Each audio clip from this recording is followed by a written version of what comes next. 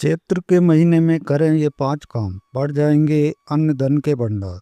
आमतौर पर नए वर्ष की शुरुआत जनवरी महीने से ही मानी जाती है, मगर हिंदी पंचांग के अनुसार चैत्र के महीने में नए वर्ष की शुरुआत होती है। ये महीना कई मायनों में महत्वपूर्ण होता है। चैत्र के महीने में न केवल मौसम में परिवर्तन होता है, बल्कि कई नए त्योहार भी आते हैं। इतना ही नहीं, इस माह में रहन सहन और दिनचर्या में बदलाव लाना भी बेहद जरूरी होता है। ये न केवल सेहत के लिहाज से जरूरी है, बल्कि आध्यात्मिक तौर पर भी ये महत्वपूर्ण होता है। हिंदू धर्म में नए वर्ष की शुरुआत चैत्र मास के शुक्ल पक्ष से होती है। इस माह में कई धार्मिक घटनाएं घटी है, जो मनुष्य के जीवन पर अलग अलग प्रभाव डालती है। चैत्र का महीना धर्म कर्म के साथ ही लेकर सेहत के मामले में भी विशेष सावधानी रखने वाला माना जाता है।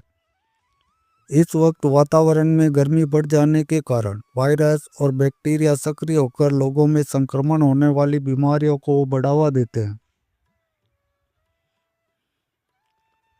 इस महीने में चेचक होने की संभावना सबसे अधिक होती है। इसलिए आज हम आपको कुछ अचूक ज्योतिषीय उपाय बता रहे हैं, जो आपके लिए बेहद कारगर साबित हो सकते हैं। तो चलिए जानते हैं इस महीने का महत्व, और ये भी जानते हैं कि चैत्र मास में क्या करना शुभ होता है और कब से कब तक रहेगा चैत्र का महीना। चैत्र मास के आखिरी दिन यानी पूर्णिमा पर चंद्रमा चित्रा नक्षत्र में उपस्थित होता है, इसलिए इस मास को चैत्र कहा गया है। इस वर्ष चैत्र का महीना 4 मार्च से शुरू होकर 2 अप्रैल तक चलेगा। आपको बता दें कि इस माह में कई त्योहार आते हैं, इसलिए इसे भक्ति का महीना भी कहा जाता है। चैत्र के महीने को हिंदी कैलेंडर का पहला महीना माना गया है। पुराणों के मुताबिक चैत्र मास में ब्रह्मा जी ने सृष्टि की रचना की थी। इस माह में जगत पिता भगवान विष्णु के पहले मत्स्य अवतार का जन्म हुआ था। उनका यह जन्म वेदों की रक्षा के लिए हुआ था और वह एक मछली के रूप में जन्मे थे। पृथ्वी पर जन्मे पहले नर मनु की नौका को भी भगवान विष्णु ने असुरों से बचाया था। चैत्र मास में देवी शक्ति का अवतरण भी हुआ था, इसलिए इस माह में चैत्र नवरात्रि भी धूमधाम से मनाई जाती है। ये पर्व 9 दिनों तक मनाया जाता है। नवरात्रि के 9वें दिन भगवान विष्णु के 7वें अवतार भगवान श्री राम का जन्म दिवस भी होता है, इसलिए इस पर्व को रामनवमी कहा जाता है। चैत्र महीने में सूर्य अपनी उच्च राशि मेष में प्रवेश करता है। इन दिनों बसंत ऋतु रहती है और मौसम भी बदलता है, जिससे सेहत संबंधी बदलाव भी होते हैं।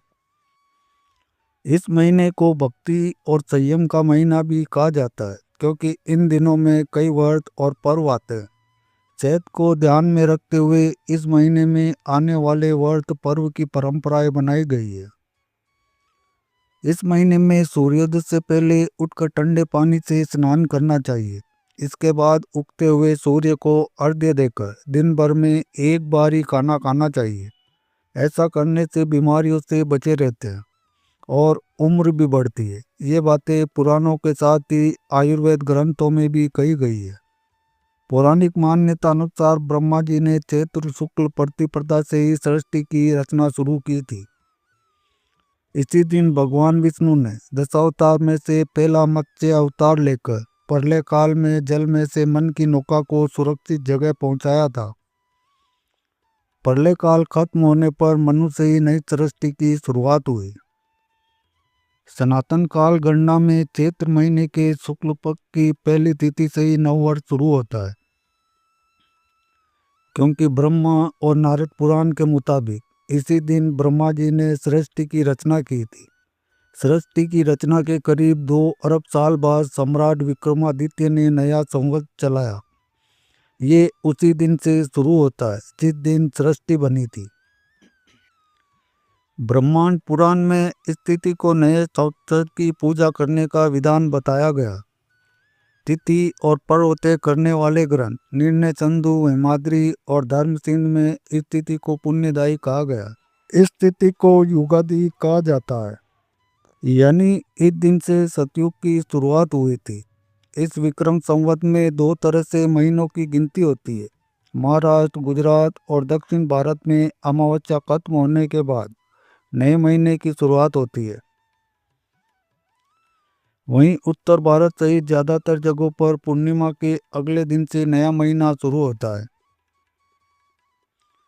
इसी कारण होली के अगले दिन नया महीना तो लग जाता है, लेकिन हिंदू नववर्ष महीने के 15 दिन बीतने के बाद शुरू होता है। तो आइए अब जानते हैं कि चैत्र के महीने में किए जाने वाले इन 5 उपायों के बारे में। नंबर 1, चैत्र के महीने में नीम के पेड़ की पूजा करें और नीम की पत्तियों का सेवन भी करें। इस महीने के कृष्ण पक्ष की अष्टमी के दिन शीतला अष्टमी का पर्व भी मनाया जाता है, जिसमें शीतला माता की पूजा की जाती है। इस वर्ष यह पर्व 11 मार्च को मनाया जाएगा। ऐसी मान्यता है कि चैत्र मास में यदि नियमित नीम के पेड़ में जल चढ़ाया जाए या फिर उसका सेवन किया जाए तो शरीर सेहतमंद रहता है और किसी भी प्रकार का संक्रमण या फिर रोग नहीं लगता। नंबर 2, चैत्र के महीने में सूर्य देव की पूजा करना बहुत ही शुभ होता है। इस माह में सूर्य की पूजा करने से आपके जीवन में ज्ञान का प्रकाश आता है। इतना ही नहीं, आपकी कुंडली में यदि सूर्य दोष है तो वह भी दूर हो जाता है। इस माह नियमित रूप से सूर्य को अर्घ्य दें और सूर्य को अर्घ्य देने के लिए आप जल में गुड़हल का फूल या फिर लाल चंदन मिला सकते हैं। ऐसा करने से जीवन में अनुशासन आता है और मन में बुरे विचार और छल कपट आना भी बंद हो जाते हैं। नंबर 3, इस माह आपको भगवान विष्णु की पूजा आराधना भी जरूर करनी चाहिए। इस माह आपको भगवान विष्णु के मछली के स्वरूप की पूजा करनी चाहिए। मछली पालना और उसकी सेवा करना भी इस माह में बहुत ही लाभकारी होता है। ऐसा करने से देवी लक्ष्मी भी प्रसन्न होती है, जिससे आर्थिक दशा भी सुधरती है। नंबर 4, चैत्र मास में देवी दुर्गा और उनके 9 रूपों की आराधना करना भी बेहद लाभकारी होता है। इस वर्ष चैत्र नवरात्रि 19 मार्च से शुरू हो रही है। इस दिन घट स्थापना का अलग ही महत्व होता है।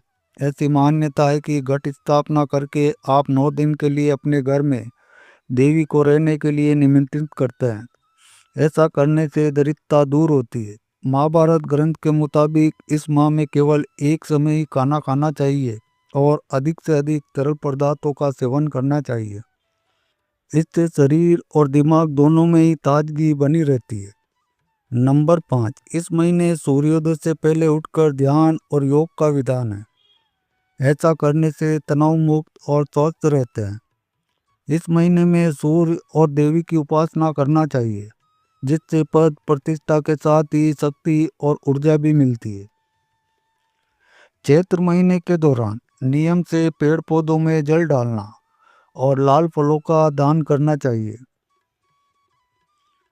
नंबर 6, चैत्र महीने में एक वक्त खाना खाने से बीमारियों से बचे रहते हैं। इस महीने में गुड़ खाने की मनाही है। वहीं नीम के पत्ते खाने की बात आयुर्वेद कहता है। सोने से पहले हाथ मुंह धोने चाहिए और पतले कपड़े पहनने चाहिए। हल्के कपड़े पहनने चाहिए। संतुलित श्रृंगार करना चाहिए। इस महीने भोजन में अनाज का उपयोग कम से कम और फलों का इस्तेमाल ज़्यादा से ज़्यादा करना चाहिए। इस महीने से बासी भोजन खाना बंद कर देना चाहिए। आयुर्वेद के मुताबिक इस महीने में ठंडे जल से स्नान करना चाहिए और गर्म पानी से नहीं नहाना चाहिए। नंबर 7, नीम के पत्तों का उपाय। नीम के पत्तों को आयुर्वेद में सेहत के लिए बहुत ही लाभकारी बताया गया है। पूरे चैत्र के महीने में रोजाना सुबह खाली पेट नीम के पत्ते चबाएं। ऐसा करने से पेट के रोग आपसे दूर रहेंगे और इसके साथ ही नीम आपको संक्रमण के कारण होने वाले रोगों से भी बचाता है। चैत्र मास में नीम के साथ मिश्री या फिर गुड़ खाना भी फायदेमंद रहता है। इसलिए गुड़ी पड़वा में लोग नीम चबाते हैं और गुड़ खाते हैं। नंबर 8, दूध का सेवन बंद कर दें। चैत्र मास में जितना हो सके दूध का सेवन ना करें। इसकी जगह आप ताज़ा दही मिश्री के साथ ले सकते हैं। दही और मिश्री का सेवन जहाँ कुंडली में चंद्रमा की स्थिति को मजबूत करता है, तो वहीं आपके पेट को भी शीतलता प्रदान करता है। ध्यान रखें कि दही ठंडा नहीं होना चाहिए। नंबर 9, नमक का त्याग कर दें। चैत्र के महीने में संभव हो तो 15 दिन और कम से कम पूरे नवरात्र नमक का त्याग कर दें। अगर नमक का त्याग कठिन हो तो सेंधा नमक ले सकते हैं। ऐसा करना जहां धार्मिक दृष्टि से आपको शुभ फल प्रदान करता है, तो वहीं जो लोग IBP के मरीज हैं उनके लिए कुछ दिन नमक छोड़ना रामबाण का कार्य करता है।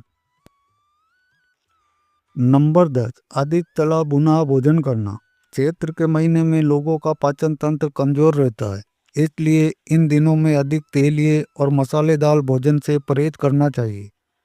चैत्र के महीने में अपच संबंधी परेशानी और मन की समस्या अधिक होती है। इस महीने हल्का भोजन करना चाहिए और हो सके तो रात का भोजन ना करें या फिर जरूरी हो तो सिर्फ तरल चीजों का ही प्रयोग करें। नंबर 11, सकारात्मक ऊर्जा के लिए करें ये उपाय। चैत्र मास में चारों तरफ के वातावरण में काफा उदासी सी छाई रहती है। पतझड़ के कारण आसपास के माहौल का रंग काफी फीका रहता है, इसलिए कभी कभी मन में उदासी या फिर निराशावादी विचार बढ़ने लगते हैं। घर में सकारात्मक ऊर्जा का संचार बढ़े, इसके लिए रोजाना धूमन, कपूर और नीम के सूखे पत्ते जलाएं।